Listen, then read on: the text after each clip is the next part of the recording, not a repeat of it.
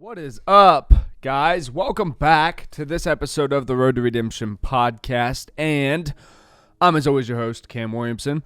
Great to be here with you. I'm grateful to have the opportunity to tune in. Oh, where are me minis? My meditate in minis. That's a joke. Today we're talking about why men should be meditating. I get a lot of comments. I get a lot of messages. I've heard it my whole life. Cam, you need to tell these other men what's up. You need to tune in and get these men acting right? I've heard it a lot. When I used to do things on Valentine's Day, birthdays, Christmases, random days, just the way I feel it's important to show love. Typically, people see it and they go, hey, can you talk to my guy? Because he's missing it all. Well, fellas, I'm not going to tell you to buy your woman flowers on random days of the week. I go as far in my relationship to where I don't buy flowers and stuff on things like Mother's Day, Valentine's Days, birthdays, because those days are expected, right? So I just don't do it. Not saying I don't do anything, but you specifically don't buy flowers on that day. And on a random Tuesday, you bring them their favorite flower. Not just 12 roses on Valentine's Day because Hallmark says you're supposed to. But that's not what we're talking about, is it? That was a little bonus for you. That was a little bonus for you, fellas. All right, men. And if you're not a man, right, and you're a woman listening to this, the whole reason I'm doing this is for that beginning segment. For all you commenters that say, hey, can you please talk to these men? Here it is. So share the video. If you got somebody... a friend of yours who has a husband who's acting out of pocket, well, here we go. Video for you. Why should men meditate? Well, first off, let's look at the examples of men that do. Rob Dyrdek, Lewis Howes, Dr. Joe Dispenza, Joe Rogan. There are so many more. Aubrey Marcus. So many that come to mind who, in the new way of thinking, Sadhguru, one of my favorites, are stressing, Sam Harris, the importance, Tim Ferriss, of meditation. These are all uber successful men who are preaching the importance of unlearning toxic behaviors about ourselves and trying to speak to a generation or generations of men who are really putting in the work to figure it out. So there, we got a few great examples, right? I'm not here to tell you the physical benefits and how it could, possibly help you fight off, different illnesses and diseases and help with your immune system. I'm not a doctor. I'm not here to tell you that. As a man with a wife and with kids and 30 years of a life lived, I can tell you that if you don't learn how to shut down the engine without using alcohol, drugs, sex, television, music, right? Sometimes we think, well, I'm going to go in my man cave, whatever that may be to you. That might just be the living room or your car. I'm going to go to the man cave and I'm going to turn on my favorite song or movie or stand-up comedy special. I'm going to pour me a glass of something or roll me something. I'm going to sit and I'm going to just relax. Oh, man. But one thing we forget is at all times that we do stuff like that, we're taking in, right? We're receiving something, an influence that somebody else is putting out. In meditation, the only influence we're receiving is from ourselves and whatever our higher power that we believe there is, if you so believe that there is one. And that's the biggest thing. I think this is the part where we lose a lot of men when you start talking about meditating, because they go, well, all this woo-woo-y stuff, I'm not really about it, right? A lot of people, especially in the United States, were raised in or around modern Christianity. So the idea of connecting to self to find answers and guidance is very odd, and it goes against foundational, primal things inside of us because it's been passed down from generation to generation. So getting men to even accept the idea of what meditation is, right? A lot of men especially think that meditation is sitting cross-legged like this, like I have in one of my pictures. And that is a way that you meditate, right? And there is benefits to doing that. But it doesn't have to be that. Most of the time, I just finished a meditation right before this. I did a Tibetan bowl sound healing meditation. It was fantastic. Even that one, I was laying in bed. I just put my hoodie up, put my AirPods in. Tibetan bowl healing sound bath is what I typed in. I found one that was about 20 minutes long, and I just locked in, man. And it's great. It's great. And here's what the thing is. Yeah, it could be weird. And this is the part where early on, coming out of like drugs and alcohol, coming into recovery, people were pushing this meditation stuff a lot, and I was like, all right, let's do this. So early on, it's weird, right? Because if you just close your eyes, and that's not something you do often, to close your eyes and just be aware with your eyes closed while you're still awake. Most of the time, we only close our eyes when we're playing hide and go seek, we're trying to go to sleep. So we close our eyes, and you'll start to notice. Like, even if you just do it now while you listen to this, not if you're driving. Sorry, I have to say that, but it is 2021 and I don't want to get sued. So close your eyes and you'll notice you might start to see like speckles of light, waves. You might see, like, even if you're in the dark, you might see like a random bright light from over in the corner. Okay, no problem.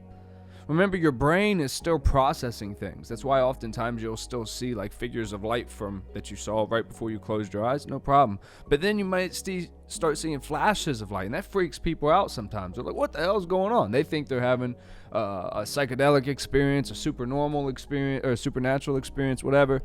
And they freak out and they go, I don't want to do this. Whatever this is, and you notice people start to get angry, defensive. Well, that right there is the reason you need to meditate, because you need to figure out what is that trigger. What is it? What like for me early on, it was really tough because I thought I was having a medical emergency. I thought I was like, I'm having a fucking stroke here. What's going on, right? It's scary.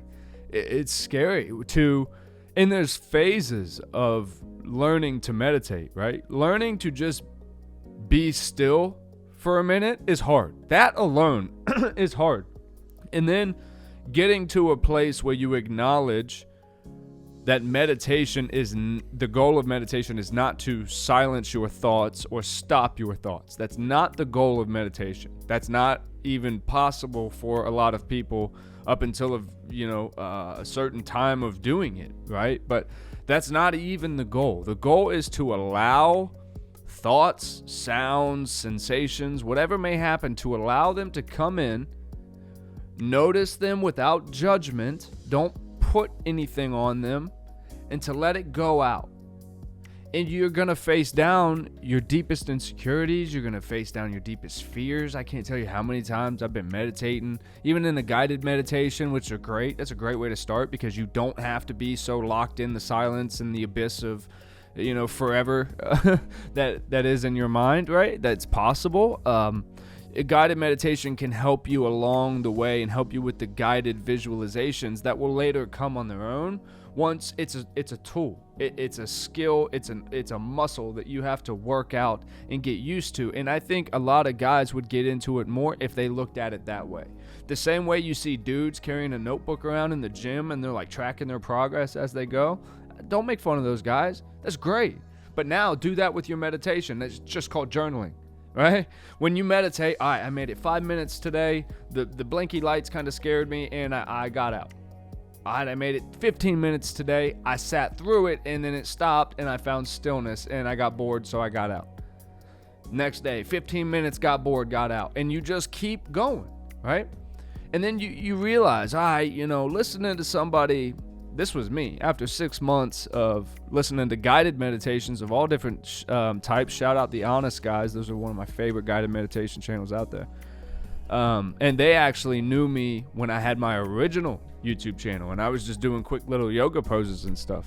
They were one of the first people to ever comment on my YouTube channel, and now they're massive, like one of the biggest guided meditation channels on YouTube. So it's pretty cool. To see the way that our lives kind of keep going like this. It's cool. So I definitely recommend those guys. The guided meditations, though, after a while, they have a place, but they don't become your primary way of meditating because you realize you are still getting influence from something else. So you go, okay, I've got it to the point where I don't worry about the physical sensations I may feel. I've gotten past that. I've learned to trust myself and the universe and that I'm safe during this process. I also have gotten past the place where of boredom, where I feel like I'm just, man, there's nothing really going on. I'm just laying here. And then I've gotten past this is a big one, gotten past the feeling that this is a massive waste of time. I can't tell you how many times I've gotten set up into a meditation and I didn't feel like doing it that day. I forced myself to do it. And I lay down or, sit in my meditation position and I go, it's a waste of fucking time, man. I'm just not into it today. And I sit there and I put in the 10 minutes and the whole time I was just, it's a waste of fucking time. And I'm irritated, right? And I come out of it and I'm like, it's waste of time. I was right. I don't feel any better. No clarity, no nothing. But then I go throughout my day and I look and I go, just taking that 15 minutes really helped to just kind of settle everything that was going on and all these feelings of not being worthy and all this stuff, all this judgment I put on myself and all these deadlines I feel like I have to meet. And, and then I look and I go, maybe that's why I felt like my meditation was such a waste of time. I was so focused on trying to hit this goal or impress this audience of people or whatever it is. It gets exhausting. It gets exhausting to just grind and hustle and beast mode all the time. That's why I think men, statistically we drop dead at 50 to 60 of heart problems because we don't shut it down, right? We're made of energy. Energy cannot be created or destroyed, but energy can kind of fizzle, right? You don't want to run yourself so hard that you fizzle out and start to fade away. It's bad because you lose the very best parts of yourself. You gotta learn to shut it down, solo dolo, no substances, no nothing, meditate. Here's the one other part that I think is super important. A lot of people are scared to meditate because they're scared to be alone with their own thoughts. They're afraid that traumas, people, events, ideas, ways of thinking of their past may come up and may present themselves, that they've done a good job of tucking down. And I'm not discrediting this. You've worked hard to tuck this down so you can function through your life. Well, I hate to tell you, but if you're at a place in your life where you're starting to even hear about meditations and people are in your circle are starting to bring it to your attention, hey, this might be something you might want to check out, man, you're probably on the verge of some kind of spiritual journey, spiritual awakening, whatever, that I'm not even going to try to explain to you. All I'll advise you is just don't run from it, right? You're at a place in life where people really think you're at the pinnacle of the opportunity for change and growth in your life, and that's why people want you to invest this time in yourself. And remember, people are asking you to invest time in you. Only people that really love you ask you to invest time in you. Meditation is not for anyone else but the person who's practicing. And don't forget that it is a practice. And it's something that you're not going to be great at. You're not going to feel super fulfilled the first time you do it probably. But if you keep going and you dedicate to the process, just like everything else, you will find that it has a very, very, very beneficial place in life if you put it there. And with that, guys, I love you so much. I hope you'll send this to somebody who maybe needs to hear it. I hope it helped you. If it did, go ahead and throw us a thumbs up.